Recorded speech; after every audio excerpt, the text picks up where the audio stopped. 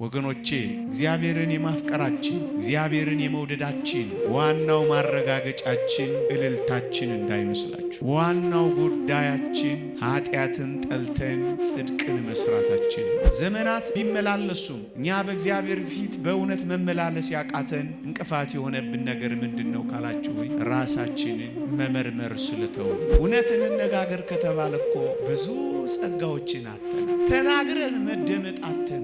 ሰብከን መለወጥ አቅቶናል። መሰብሰብ እንጂ ማጽናት አቅቶናል። ከፊሎቻችን ተስፋ ቆርጠናል። ጥቂቶቻችን ራሳችንን በሞት በራሳችን ላይ ፈርደናል። ግማሾቻችን ኑሮ መቃብር ሆኖብን ማጉረምረም ብቻ ስራችን ሆኗል። በእውነት ነው የምላችሁ የወደቅንበት አልታይ ብሎናል። መነጽር ብንሰካ፣ ጺም ብናሳድግ፣ ስቲከር ብንለጥፍ፣ የማይታይ ቦታ ብናመነዝር በአይኖቹ ፊት ማን መደበቅ ይችላል? ስታረጁ አትምጡ። ስትሸመግሉ ምን ነው እያፈራችሁ? አሁን ትኩስ እያላችሁ እንጂ ስትቀዘቅዙ ብቻ ምን ነው መዝሙር ብቻ ስብከት ብቻ አይደለም። ዋናው ጉዳይ መመለሳችን ነው። በመመለስና በማረፍ ትድናላችሁ። ጨንቋችኋል፣ ታርፋላችሁ። አስጨናቂ በዝቶባችኋል፣ ያሳርፋችኋል። ብዙ ነገር ርቃችሁ ያቀርብላችኋል። አንተ ኦርቶዶክሳዊ ወጣት ሆይ ጥላሃት ውጣ።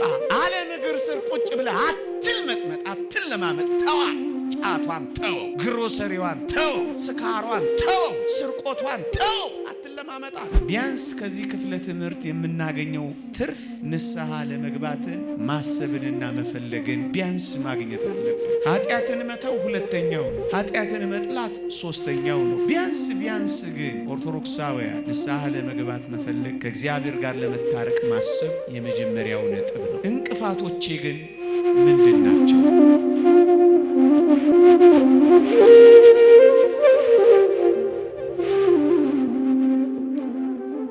የኛ የክርስቲያኖች የረጅሙ የቅድስና ሕይወታችን ጉዞ የመጀመሪያው የግንኙነት ነጥብ የሚጀምረው በንስሐ ሕይወት ነው። ደግሞ አለው የረጅሙ የቅድስና ሕይወታችን የመንፈሳዊነት ጉዟችን ከእግዚአብሔር ጋር የመኖራችን ረጅሙ ጉዞ የመጀመሪያው የግንኙነት ነጥብ የሚመሰረተው በንስሐ ሕይወት ነው። የረጅሙን ጉዞ የግንኙነት መስመር ነው አሁን የምንሰማው። ወገኖቼ ንስሐ ፍጹም የሕይወት ለውጥ እንጂ ጊዜያዊ ስሜታዊነት አይደለም። ስለዚህ ከስሜታዊነት ፈቀቅ ብለን በሕይወት እንድንኖረው እንድንሰማ አደራ እላችኋለሁ። እግዚአብሔርን እወደዋለሁ። እግዚአብሔርን መውደዴን ግን በምን ልግለጥለት? እግዚአብሔርን አፈቅረዋለሁ። እግዚአብሔርን በማፍቀሬን ለአምላኬ ምን ሰጥቼ ላሳየው የምትል አንዲት ክርስቲያናዊት ነፍስ እንዲህ ያለን ጥያቄ የምትጠይቅ አንድ ምእመን አንዲት ምእመን እግዚአብሔርን ከወደድነው አንድ ነገር እንድናደርግለት እንጠየቃለን። እግዚአብሔር ኃጢአትን ይጠላል። እግዚአብሔርን የሚወዱ ሁሉ ኃጢአትን ይጠላሉ። እግዚአብሔር ጽድቅን ይወዳል። እግዚአብሔርን የሚያፈቅሩ ሁሉ ጽድቅን ይሰራሉ። ወገኖቼ እግዚአብሔርን የማፍቀራችን እግዚአብሔርን የመውደዳችን ዋናው ማረጋገጫችን እልልታችን እንዳይመስላችሁ። ዋናው ጉዳያችን ኃጢአትን ጠልተን ጽድቅን መስራታችን ነው። እግዚአብሔር የሚወደውን መውደድ፣ እግዚአብሔር የሚጠላውን መጥላት ነው የእግዚአብሔር ልጆች እውነተኛ መገለጫ። ወገኖቼ ኃጢአት ከእግዚአብሔር ጋር ጥል ከሆነ እስከ መቼ ሳይታረቁ ይኖራሉ ብላችሁ ነው እግዚአብሔርን የሚወዱ ሰዎች? ለዚህ ነው ቢያንስ ከዚህ ጉባኤ ቢያንስ ከዚህ ክፍለ ትምህርት የምናገኘው ትርፍ ንስሐ ለመግባትን ማሰብንና መፈለግን ቢያንስ ማግኘት አለብን። ኃጢአትን መተው ሁለተኛው ነው። ኃጢአትን መጥላት ሶስተኛው ነው። ቢያንስ ግን ኦርቶዶክሳውያን ንስሐ ለመግባት መፈለግ፣ ከእግዚአብሔር ጋር ለመታረቅ ማሰብ የመጀመሪያው ነጥብ ነው። እንቅፋቶቼ ግን ምንድን ናቸው? ሌላውን ሁሉ ዝርዝር ሐሳብ ትቼ አጠር አድርጌ እንቅፋት የሆነኝ ከእግዚአብሔር ጋር እንዳልታረቅ፣ አምላኬን ደስ እንዳላሰኘው፣ ደስ የሚያሰኝ ሕይወት ከእግዚአብሔር ጋር እንዳልኖር እንቅፋት የሆነኝ፣ በንስሐ ሕይወት እንዳልመላለስ መሰናክል የሆነኝ ምንድን ነው? ኦርቶዶክሳውያን ንስሐን ማሰብ ያልቻልነው፣ ከእግዚአብሔር ጋር ለመታረቅ ያልጨከንነው፣ ዘመናት ቢመላለሱም እኛ በእግዚአብሔር ፊት በእውነት መመላለስ ያቃተን እንቅፋት የሆነብን ነገር ምንድን ነው ካላችሁኝ፣ ራሳችንን መመርመር ስለተውን። እደግመዋለሁ፣ እንወጣለን፣ እንወርዳለን፣ እናገባለን፣ እንወልዳለን። ጠብ ባለ ሆድ መሸ ለከርስ እንጨነቃለን። በዚህ ምክንያት እውነተኛውን ክርስትናና ጥልቅ የሆነውን መንፈሳዊ ሕይወት ግን እንዘነጋለን። ቁጭ ብለን ራሳችንን መመርመር ስላልቻለን ነው። የእግዚአብሔር ቃል እንዲህ ይላል፣ ምእመናን ከወዴት እንደወደቅ አስብ ንስሐም ግባ ይላል። እዩ፣ ብዙዎቻችን ውድቀታችንን አልተረዳነው። የደረሰብንን ነገር ገና አላወቅነውም። ያጣነው ጸጋናን ሀብት መቁጠር ገና አልጀመርንም። ሁሉም ነገር ኖርማል መስሎናል። ከወዴት እንደወደቅን መረዳት አቅቶናል። ከእግዚአብሔር መለየትን፣ ገነትን ታህል ቦታ ማጣትን፣ ከእግዚአብሔር ጸጋ መራቆትን እንደ ቁም ነገር አልቆጥረው ብለናል። ከወዴት እንደወደቅንና እንደተመሰግን መመዘን አቅቶናል።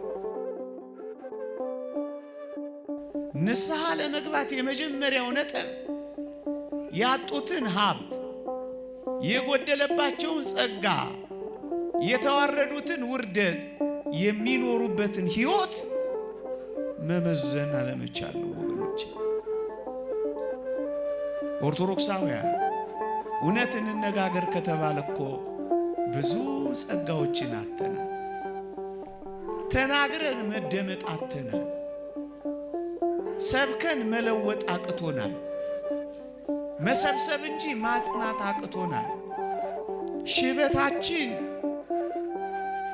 አልታፈረም፣ ክህነታችንም አልተከበረም እንዳሉት እኮ ያለ ነው።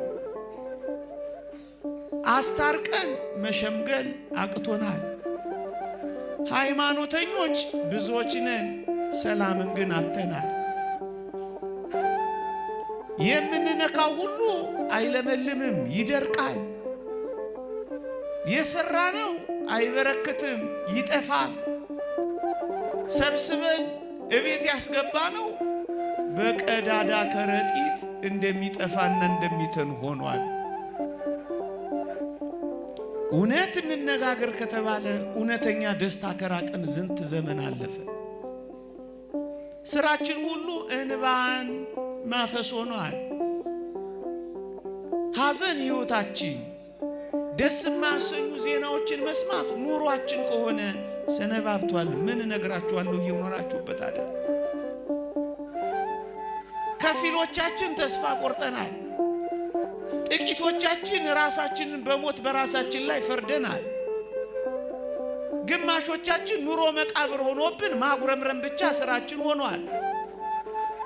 በእውነት ነው ምላችሁ የወደቅንበት አልታይ ብሎናል። እስኪ እርስ በርሳችሁ ተያዩ፣ ራሳችሁንም እዩት። ተቀብተን እንኳን የማያምርብን ሆነናል። ደርበን የማይሞቀን ከሆን ሰንብተናል። ሁላችንም የውሸት ሆነናል፣ ወድቀናል። እንጥራለን፣ ፈቅ አላልንም። እንሰራለን፣ አልተለወጥንም። ባዩ ብዙ ነው። እዚህ ተጨንቀናል፣ ወድቀናል። ለምን ብሎ ግን የሚጠይቅ ጠፍቷል። ከወዴት እንደወደቅ አስብ የሚለው ይሄ ነው። ምዕመናን ማታ ማታ ገብታችሁ የጎደላችሁን ከሞላችሁ ጋር ታስቡት የለ? እናቶቼ መሐረባችሁን ፎታ አድርጋችሁ ቦርሳችሁን ከፍታችሁ ምን ያህል እንዳወጣችሁ ምን ያህል እንደቀነሳችሁ ታዩት የለ? እናንተ ወጣቶች ማታ ማታ ኪሳችሁን ብትን አድርጋችሁ ወጥታችሁ ገንዘባችሁን እንኳን ትቆጥሩት የለ? እናንተ ነጋዴዎች ወር በገባ መጨረሻ ላይ ባንክ ሪኮንሲሊየሽን ትሰሩ የለ?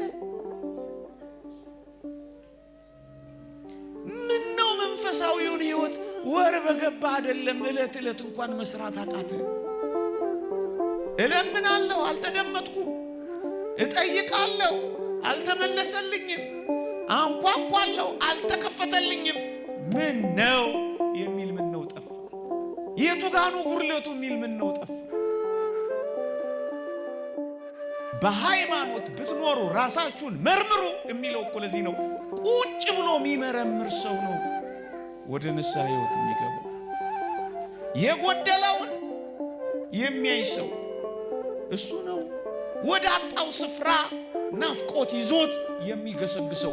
ያጣውን ስፍራና ጸጋ የሚያውቅ ሰው ወደ አጣው ስፍራ መገስገሱ አይቀሬ ነው። እኛ ግን ያጣነውም ስፍራ አልገባንም፣ የራቀንም ጌታ አልታወቀንም፣ ምንም አልመሰለንም። ገጠመኝ መስሎናል ይሄ ሁሉ የሚከነበልብን። ከወዴት እንደወደቅ አስብ። አያችሁ፣ የመጀመሪያው መሰናክላችን ራሳችንን አለመመርመር። ጊዜ አትሰጡን፣ ጊዜ አንሰጥም። መባከን፣ መውጣት፣ መውረድ፣ መውለድ፣ ማሳደግ፣ መኳል፣ መዳር ዋናው ስራችን መሰለን። ዋናው አምልኳችን ተረሳ። ከዚህ ዓለም ጋር ተጣበቅን። በቃ ወሬያችን ሁሉ ይህ ዓለም፣ ጉዳያችን ሁሉ ምድር፣ ሰማዩ ተረሳ። ቁጭ ብሎ መርማሪ ጠፋ። በምን ንስሐ ይገባ? ስንቶቻችን ከእግዚአብሔር አይኖች ፊት ተሰውረን እስከ ዛሬ እንኖራለን? ከዕለታት አንድ ቀን አይኖቹ ፊት የመጣ ስንት ሰው አለ በዚህ ምሽት? እንዴ ብዙዎቻችን እኮ ሁሉን በሚያዩ አይኖች ፊት እንደተሰወርን እኮ ነው የምንቆጥረው። ዓለምን በሚያዩ አይኖች ፊት መደበቅ እኮ ነው የፈለግነው። በእግዚአብሔር ፊት የሚደበቅ ማንም የለም። መነጽር ብንሰካ፣ ጺም ብናሳድግ፣ ስቲከር ብንለጥፍ፣ ባርኔጣ ብንደፋ፣ የማይታይ ቦታ ብናመነዝር በአይኖቹ ፊት ማን መደበቅ ይችላል? ማን ይደበቃል? እመኑኝ፣ ጉልበት ማለቁ አይቀርም፣ ኃይልም መጥፋቱ አይቀርም፣ ውበትም መጠውለጉ አይቀርም፣ ገንዘብም ማለቁ አይቀርም።